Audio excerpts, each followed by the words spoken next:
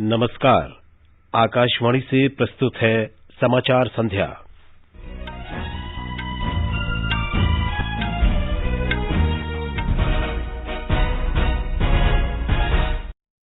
प्रधानमंत्री नरेंद्र मोदी ने उत्तर प्रदेश के जेवर में नोएडा अंतर्राष्ट्रीय हवाई अड्डे की आधारशिला रखी। श्री मोदी ने कहा, बेहतर बुनियादी ढांचा लोगों के जीवन में बदलाव कर समूचे क्षेत्र का कायाकल्प करता है। प्रधानमंत्री ने नोएडा अंतर्राष्ट्रीय हवाई अड्डे को उत्तर भारत का लॉजिस्टिक्स गेटवे बताया। राष्ट्रपति रामनाथ कोविंद कल संसद के सेंट्रल हॉल में संविधान दिवस समारोह का नेतृत्व करेंगे। उपराष्ट्रपति एम वेंकैया नायडू ने 13वें एशिया यूरोप शिखर सम्मेलन में संयुक्त राष्ट्र सुरक्षा परिषद और अन्य प्रमुख अंतर्राष्ट्रीय संगठनों में सुधार की आवश्यकता पर बल दिया। अल्पसंख्यक मामलों के मंत्री मुख्तार अब्बास नकवी ने कहा, सरकार ने प्रभावी और दूरदर्शी सुधारों की शुरुआत कर हज यात्रा को सुगम बनाया है। भारत ने शंघाई सहयोग संगठन के अधिदेश के कार्यान्वयन में योगदान की अपनी प्रतिबद्धता दोहराई। भारत के उम्मीदवार प्रवीण सिन्हा इंटरपोल की कार्यकारी समिति में एशिया के लिए प्रतिनिधि चुने गए। इंडोनेशिया ओपन बैडमिंटन में पीवी सिंधु और बी साई प्रणीत सिंगल्स के और सात्विक साईराज रंकीरेड्डी तथा चिराग शेट्टी डबल्स के क्वार्टर फाइनल में पहुंचे। भुवनेश्वर में जूनियर हॉकी विश्व कप में भारत और कनाडा के बीच मैच जारी और न्यूजीलैंड के साथ कानपुर क्रिकेट टेस्ट मैच के पहले दिन भारत ने 4 विकेट पर 258 रन बनाए। समाचार संध्या में मनोज के साथ मैं विशाल शर्मा। देश ने कोविड टीकाकरण अभियान के अंतर्गत 100 करोड़ से अधिक टीके लगाने का लक्ष्य हासिल कर इतिहास रच दिया है। इस महत्वपूर्ण कार्य में योगदान करने वाले चिकित्सकों, नर्सों, अन्य स्वास्थ्यकर्मियों, अग्रिम पंक्ति के कार्यकर्ताओं और टीका लगवा चुके सभी लोगों का आकाशवाणी अभिनंदन करता है। लेकिन हम आपको सतर्क भी करना चाहते हैं कि कोविड के खिलाफ संघर्ष अभी समाप्त नहीं हुआ है। आप सबसे हमारी अपील है कि यथाशीघ्र दोनों टीके लगवाएं और अन्य लोगों को भी टीके लगवाने के लिए प्रेरित करें। कृपया 3 आसान उपायों का पालन अवश्य करें। मास्क लगाएं, 2 गज की सुरक्षित दूरी बनाए रखें, हाथ और चेहरा साफ रखें। कोविड से संबंधित कोई भी जानकारी और मार्गदर्शन के लिए राष्ट्रीय हेल्पलाइन नंबर 011-2397-8046 और 1075 पर संपर्क करें। अब समाचार विस्तार से।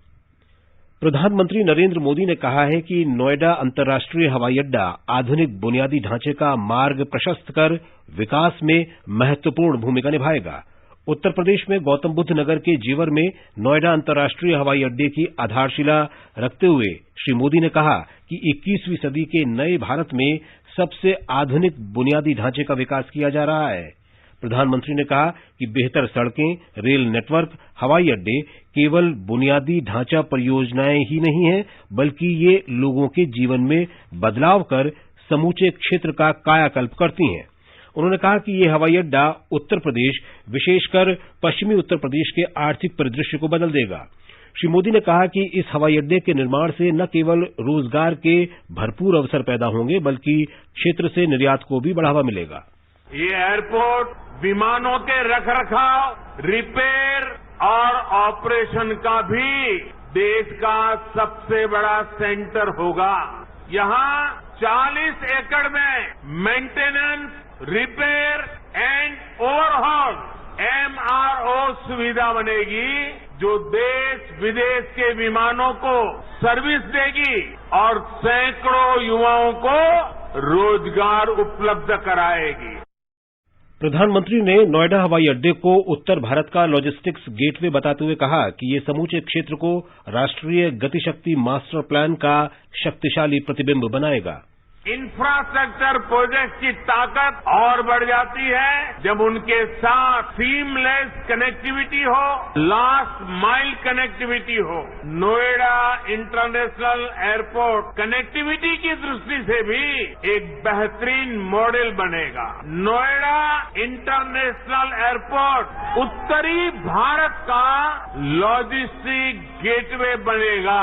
ये इस पूरे क्षेत्र को नेशनल गतिशक्ति मास्टर प्लान का एक सशक्त प्रतिबिंब बनाएगा।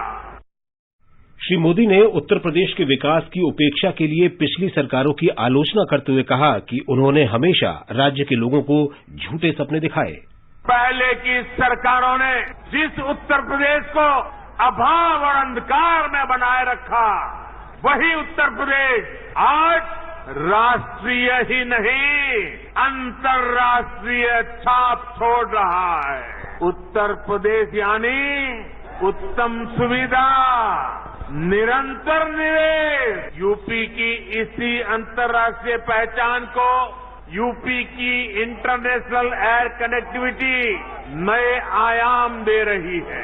आने वाले 2-3 सालों में जब एयरपोर्ट काम करना शुरू करेगा तो यूपी 5 इंटरनेशनल एयरपोर्ट वाला राज्य बन जाएगा। नागर विमानन मंत्री ज्योतिरादित्य सिंधिया ने कहा कि इस हवाई अड्डे के चालू होने के बाद 60,000 करोड़ रुपए तक का निवेश आकर्षित हो सकेगा।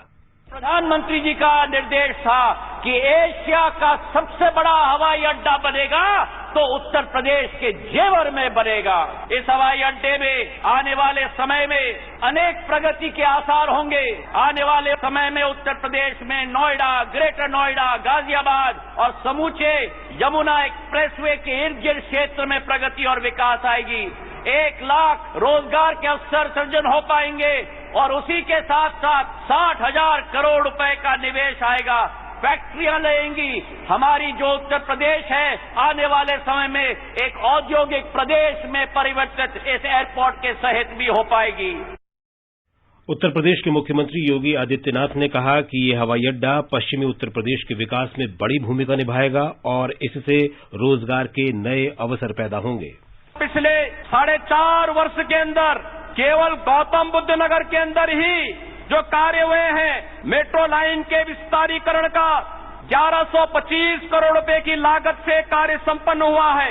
आने वाले समय में जो कार्यक्रम होने जा रहे हैं, जिनमें फिल्म सिटी के निर्माण, apparel park, medical device park, toy park, handicraft park, वे तमाम योजनाएं यहां के लिए लागू होने जा रही हैं, जो यहां पर लाखों लोगों के लिए रोजगार की नई संभावनाओं को आगे बढ़ेगा।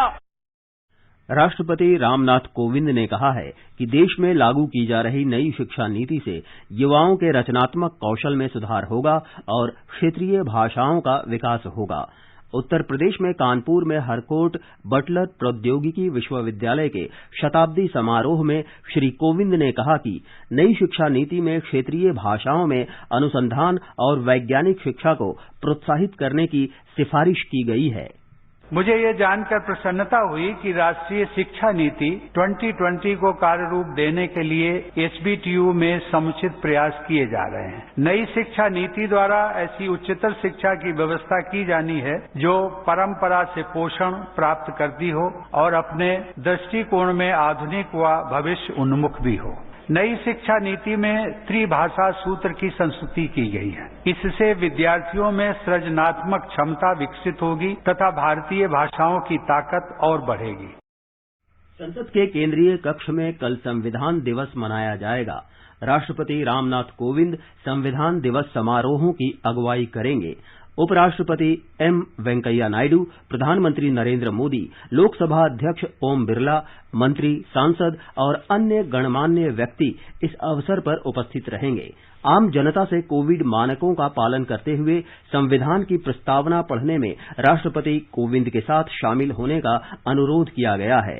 अधिकतम लोगों की भागीदारी सुनिश्चित करने के लिए संसदीय कार्य मंत्रालय ने 2 पोर्टल तैयार किए हैं। पहला पोर्टल 22 आधिकारिक भाषाओं और अंग्रेजी में संविधान की प्रस्तावना को ऑनलाइन पढ़ने के लिए है। दूसरा पोर्टल संवैधानिक लोकतंत्र पर ऑनलाइन प्रश्नोत्तरी के लिए है। इनमें कोई भी हिस्सा ले सकता है और प्रमाण पत्र प्राप्त कर सकता है। एक रिपोर्ट।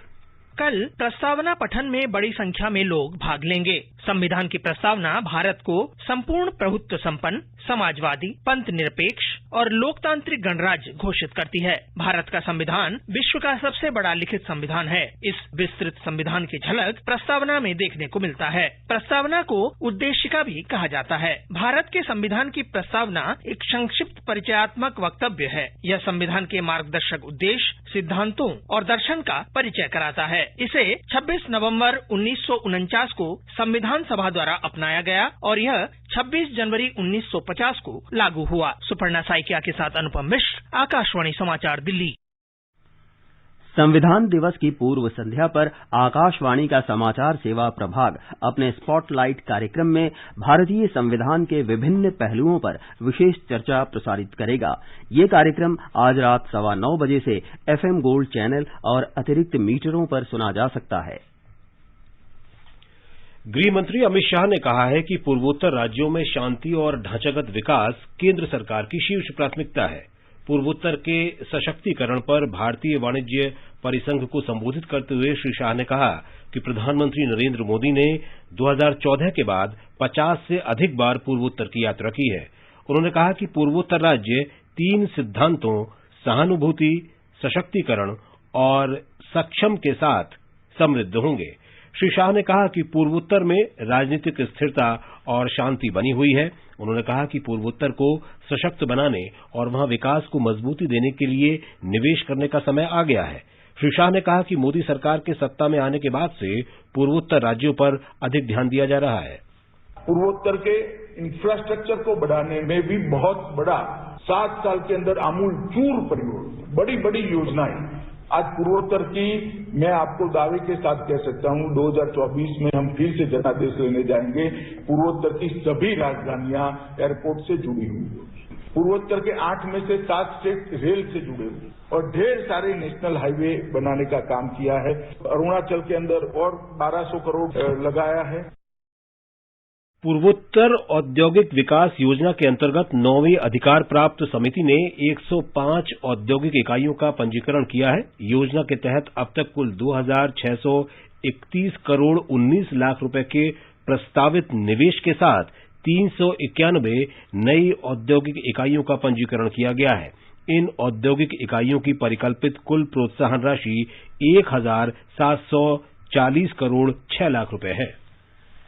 अल्पसंख्यक मामलों के मंत्री मुख्तार अब्बास नकवी ने कहा है कि सरकार ने हज सब्सिडी को खत्म करने, मुस्लिम महिलाओं को मेहरम के बिना हज के लिए जाने की अनुमति देने और 100% ऑनलाइन बुकिंग प्रक्रिया जैसे प्रभावी और दूरदर्शी सुधारों की शुरुआत करके हज यात्रा को सुगम बनाना सुनिश्चित किया है। मुंबई में हज की तैयारियों के संबंध में भारतीय हज समिति के वरिष्ठ अधिकारियों के साथ समीक्षा बैठक में श्री नकवी ने बताया कि अगले साल हज के लिए 20,000 से अधिक लोगों ने आवेदन किया है।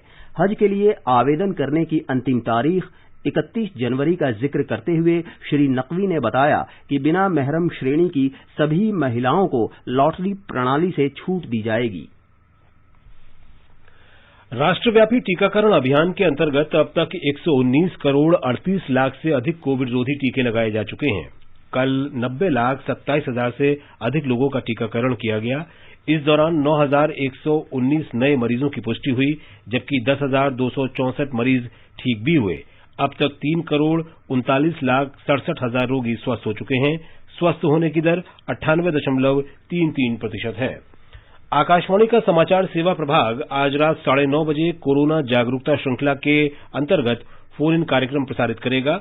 नई दिल्ली के Pushpavati Singhania research institute PSRI के डॉक्टर संजीव सक्सेना श्रोताओं के प्रश्नों के उत्तर देंगे। इस कार्यक्रम को FM गोल्ड चैनल और अतिरिक्त मीटरों पर सुना जा सकता है। श्रोता हमारे विशेषज्ञ से टोल फ्री नंबर 1800-115767 और टेलीफोन नंबर 011-2331-4444 पर प्रश्न पूछ सकते हैं। हमारे Twitter handle @AIR News Alerts #AskAIR पर भी सवाल पोस्ट किए जा सकते हैं। ये समाचार हमारी वेबसाइट newsonair.com/hindi और हमारे mobile app news on AIR पर भी उपलब्ध हैं।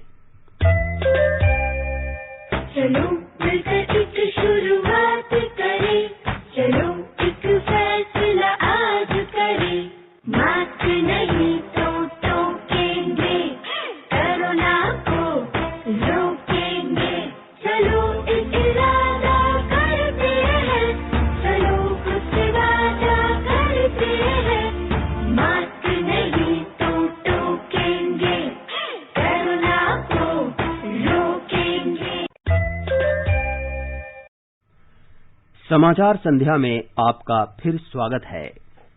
आगे बढ़ने से पहले मुख्य समाचारों पर एक नजर।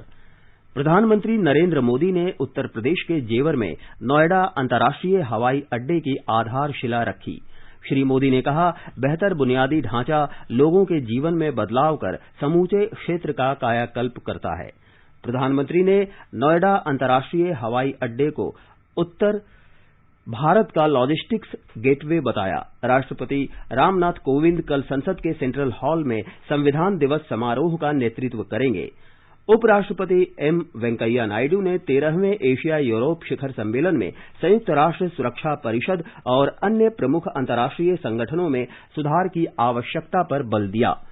अल्पसंख्यक मामलों के मंत्री मुख्तार अब्बास नकवी ने कहा, सरकार ने प्रभावी और दूरदर्शी सुधारों की शुरुआत कर हज यात्रा को सुगम बनाया है। भारत ने शंघाई सहयोग संगठन के अधिदेश के कार्यान्वयन में योगदान की अपनी प्रतिबद्धता दोहराई। भारत के उम्मीदवार प्रवीण सिन्हा इंटरपोल की कार्यकारी समिति में एशिया के लिए प्रतिनिधि चुने गए।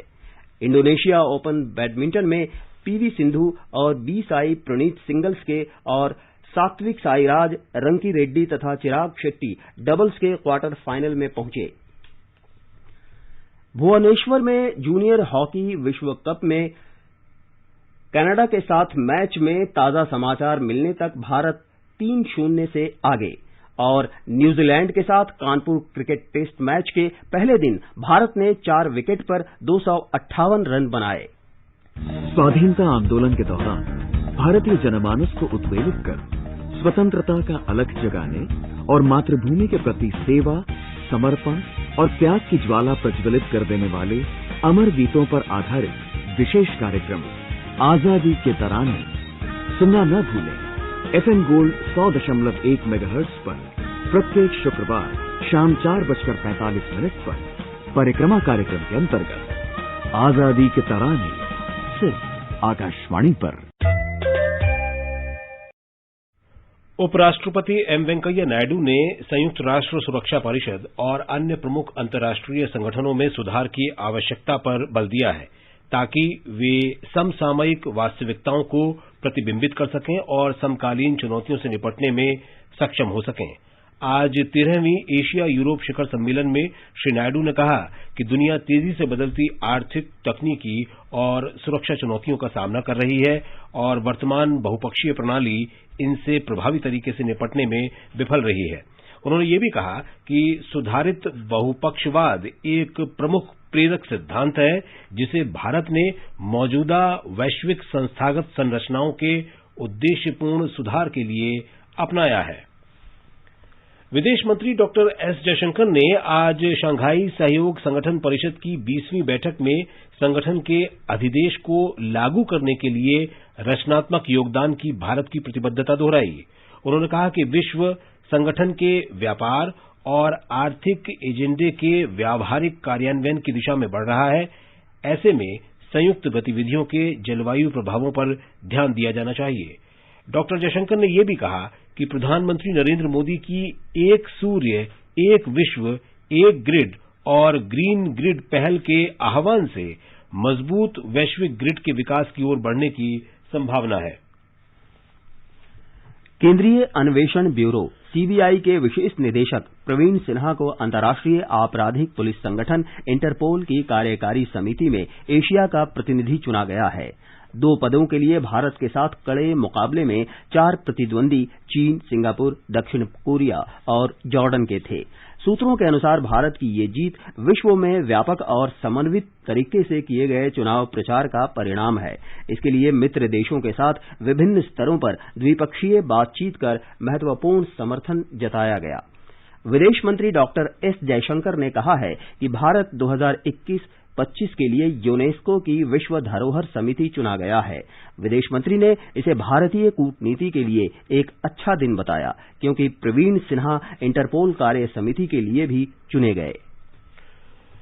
आजादी का अमृत महोत्सव के अंतर्गत आइए अब सुनते हैं आकाशवाणी की विशेष प्रस्तुति आजादी का सफर।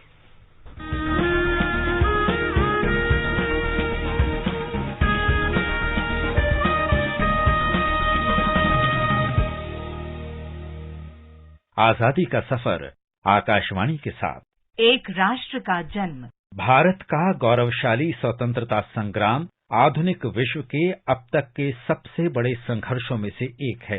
आकाशवाणी समाचार आपके लिए प्रतिदिन इस संग्राम की एक झलक लेकर आता है।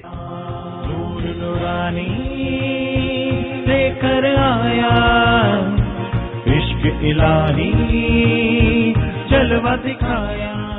आज की इस कड़ी में हम राष्ट्रवादी और शिक्षाविद साधु वासवानी को याद करते हैं, जिनका जन्म 25 नवंबर 1879 को हुआ था। महात्मा गांधी के असहयोग आंदोलन के शुरुआती समर्थक वासवानी ने कई प्रतिष्ठित कॉलेजों के प्रिंसिपल के रूप में काम किया और बाद में मीरा मूवमेंट इन एजुकेशन के माध्यम से शिक्षा को फिर से परिभाषित किया। वो एक विशाल परिमाण में रचना करने वाले लेखक भी थे, जिन्होंने अंग्रेजी और अपनी मातृभाषा सिंधी में कई किताबें लिखी। किस चीज की कमी तभी खत लिखी भेजना में हो, खत लिखी डाक खाने भी तीर्णा कर के हाथ बढ़ावना नहीं। साधु वासवानी का जन्म अविभाजित भारत के सिंध क्षेत्र में हुआ था। कॉलेज की पढ़ाई पूरी करने के बाद वासवानी ने अपनी मां से भगवान और मनुष्य की सेवा के लिए अपना जीवन समर्पित करने की अनुमति मांगी, लेकिन वो नहीं मानी तो वासवानी ने पढ़ाना शुरू कर दिया। उन्होंने कलकत्ता के मेट्रोपॉलिटन कॉलेज में इतिहास और दर्शन शास्त्र के प्रोफेसर के रूप में भी कार्य किया। कलकत्ता में वासवानी को अपने गुरु श्री प्रमोथोलाल सेन मिले। जुलाई 1910 में वासवानी अपने गुरु के साथ विश्व धर्म कांग्रेस में भाग लेने के लिए बर्लिन गए। सम्मेलन में वासवानी ने भारत के प्रतिनिधि के रूप में भाषण दिया और शांति का संदेश दिया। वासवानी उस समय के थे जब औपनिवेशिक शासन से मुक्ति के संघर्ष के रूप में देशभक्ति अपने चरम पर थी। वो एक स्वतंत्रता सेनानी थे और सत्याग्रह आंदोलन में महात्मा गांधी के करीबी सहयोगी के रूप में काम करते थे। उन्होंने देश के युवाओं को मातृभूमि की सेवा में स्वयं को समर्पित करने के लिए प्रेरित करने वाली कई पुस्तकें लिखी। इनमें शामिल हैं builders of tomorrow, my Motherland और इंडिया अराइजन। उन्होंने स्वतंत्रता आंदोलन को औपनिवेशिक शासक को सत्ता से बेदखल करने के अलावा अन्य रूप में भी देखा। उनके लिए इसमें भारत का आध्यात्मिक उत्थान भी शामिल था, ताकि जनता को गरीबी की बेड़ियों से मुक्त किया जा सके और प्रत्येक मानव गरिमामय जीवन व्यतीत कर सके। लोगों के हित कारण जग में प्रीतम आप पधार्या, लोगों के हित कारण जग में प्रीतम आप पधार्या। साधु वासवानी अपने समय से बहुत आगे थे। जब देश ब्रिटिश राज से आजादी के लिए संघर्ष कर रहा था और महिलाएं घर तक ही सीमित थीं, तब उन्होंने महिलाओं के उत्थान और चरित्र निर्माण में योगदान करने वाली एक आदर्श और विश्व स्तरीय शिक्षा की बात की। 1933 में मीरा स्कूल फॉर गर्ल्स का उद्घाटन हुआ और इस स्कूल ने मीरा मूवमेंट इन एजुकेशन की आधारशिला रखी। नैनों में एक नाम तुम्हारी, हृदय में प्रभु मूरत प्यारी, मंदिर मस्जिद और शिवाला, प्रेम का दीदार कराया। साधु वासवानी 16 जनवरी 1966 को 86 वर्ष की आयु में दुनिया को छोड़कर चले गए। उनके निधन पर विश्व भर में शोक की लहर छा गई। हम इस महान भारतीय आध्यात्मिक राष्ट्रवादी को नमन करते हैं, जिन्होंने न केवल देश की स्वतंत्रता के लिए बल्कि भारतीयों की आध्यात्मिक स्वतंत्रता के लिए भी काम किया। जन में मनु नयमा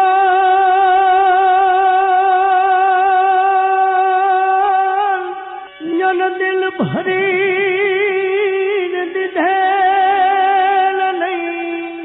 आज हम प्रसिद्ध कवि, समाज सुधारक और स्वतंत्रता सेनानी दूला भाया काग को भी याद करते हैं, जिनका जन्म 25 नवंबर 1902 को गुजरात के सौराष्ट्र में हुआ था। काग को भक्ति गीतों के साथ साथ गांधीवादी दर्शन और भूदान आंदोलन पर आधारित गीतों से युक्त 8 खंडों वाली कागवाणी प्रकाशित करने के लिए जाना जाता है।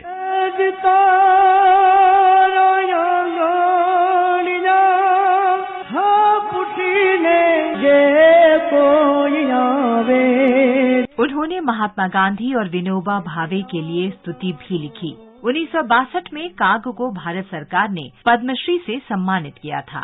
2 फरवरी 1977 को 74 वर्ष की आयु में उनका निधन हो गया। काग हालांकि स्वयं प्राथमिक स्कूल से आगे पढ़ाई नहीं कर सके, लेकिन उनकी कविताएं आज भी प्राथमिक से लेकर स्नातकोत्तर पाठ्यक्रमों तक में शामिल की जाती हैं। 25 नवंबर 2004 को डाक विभाग ने काग की 102वीं जयंती के उपलक्ष्य में एक स्मारक डाक टिकट भी जारी किया।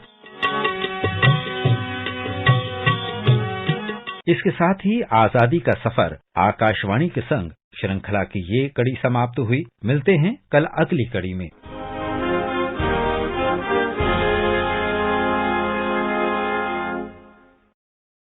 आजादी का अमृत महोत्सव के लिए सभी उपभोक्ताओं को शुभकामनाएं। हॉलमार्क सोने की शुद्धता सुनिश्चित करता है। हमेशा हॉलमार्क वाले सोने के आभूषण ही खरीदें। उपभोक्ता संबंधित किसी भी शिकायत के लिए कृपया राष्ट्रीय उपभोक्ता हेल्पलाइन के टोल फ्री नंबर 14404 पर संपर्क करें। उपभोक्ता मामले विभाग, भारत सरकार द्वारा जनहित में जारी। जागो ग्राहक जागो। बंबई शेयर बाजार का संवेदी सूचकांक आज 454 अंक बढ़कर 58,795 पर बंद हुआ। नेशनल स्टॉक एक्सचेंज का निफ्टी भी 121 अंक चढ़कर 17,536 पर पहुंच गया।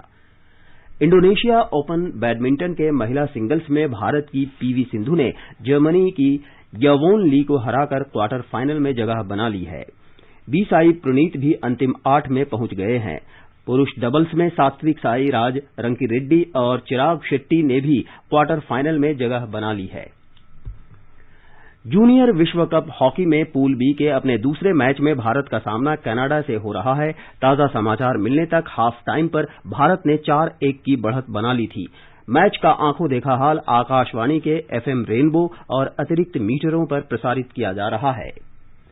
कानपुर में न्यूजीलैंड के साथ पहले क्रिकेट टेस्ट मैच के पहले दिन भारत ने 4 विकेट पर 258 रन बना लिए थे। श्रेयस अय्यर 75 और रविंद्र जडेजा 50 रन बनाकर क्रीज पर हैं।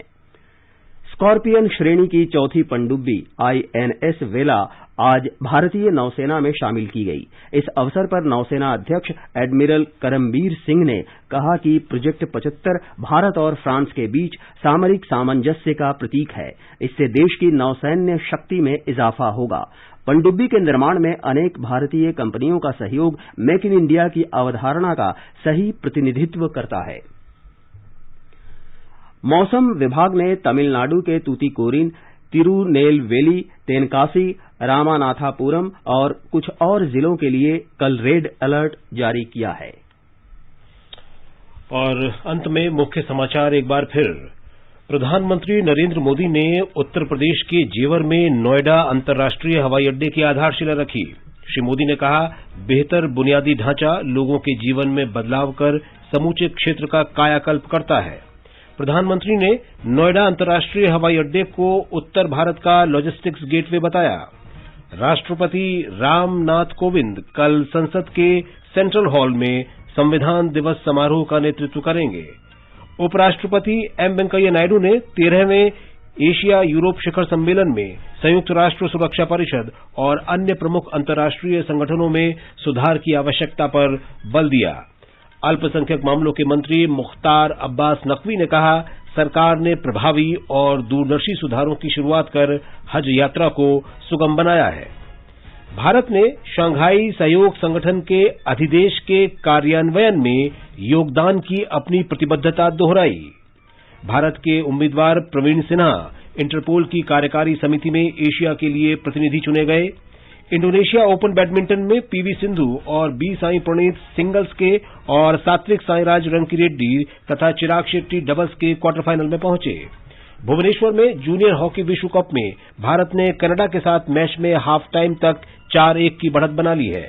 और न्यूजीलैंड के साथ कानपुर क्रिकेट टेस्ट मैच के पहले दिन भारत ने 4 विकेट पर 258 रन बनाए। इसके साथ ही समाचार संध्या का ये अंक समाप्त हुआ। नमस्कार।